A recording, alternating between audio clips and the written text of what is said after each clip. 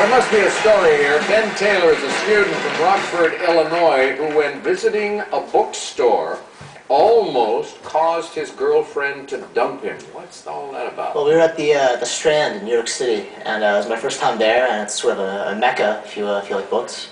And I wandered down to the basement, found the philosophy section, started reading. An hour and a half later, I got a quick kick in the side, and it was my girlfriend saying, "Where have you been? We have to go now." So.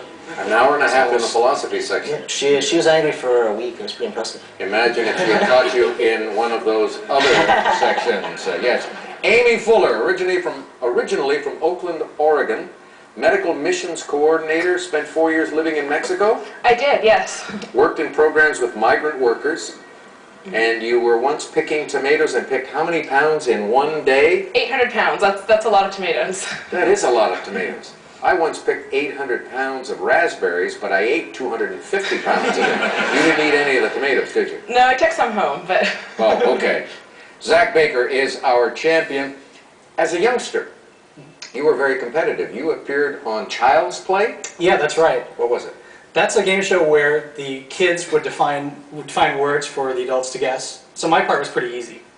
Sometimes the adults had no clue. Give me an example of something, a definition you would give. Was it a childish type definition or a serious? They were all childish, pretty childish definitions. It's just, you know, things like ghosts. I would say, oh, when one of these comes, I'd be really scared, and you know, people would have no idea whether I meant Frankenstein or ghosts. That's kind of vague, though. Yeah. Our writers could not survive long with clues written like that, I'll tell you. Ben, you have command of the board. You're in second place with 2,400. You select. All right, let's take 5-letter words for 200, please. Top of the category for this. Historically, it was the goods, money, or property that a bride brought to her husband at marriage.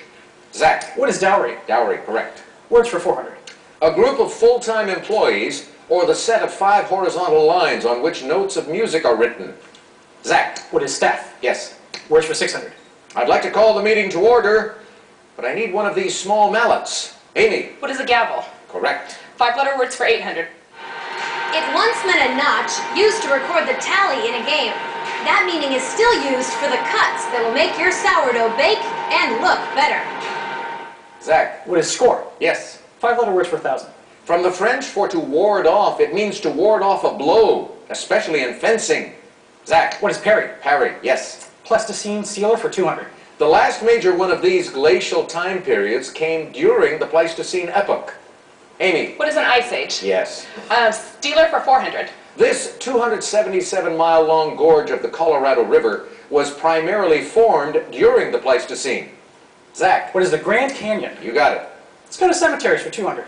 Although Émile Zola's gravestone still rests at this city's Cimetière de Montmartre, his body was moved to the Pantheon.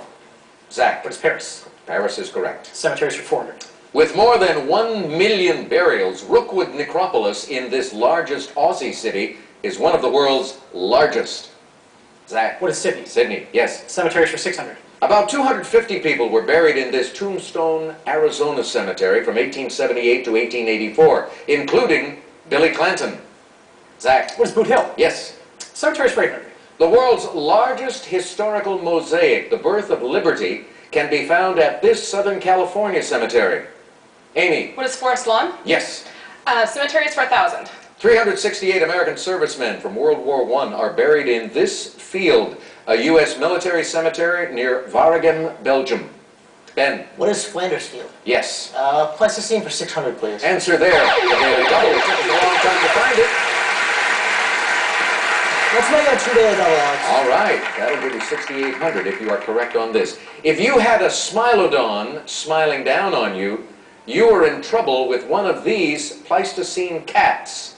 What is a saber-toothed tiger? Correct. Or a lion, as a matter of fact. Either one. Go again. For 800. During the Pleistocene epoch, the ocean receded and Beringia emerged, an example of this two-word type of isthmus allowing humans to come from Asia to America. Ben. What is a land bridge? Land bridge, that's it. And now the last clue. Utah's Great Salt Lake is a remnant of this much larger Pleistocene lake that lent its name to some salt flats. Zach. What is Bonneville? Bonneville, good for you. 8,200, you move back into the lead. Ben's in second. Amy will go first in Double Jeopardy right after this.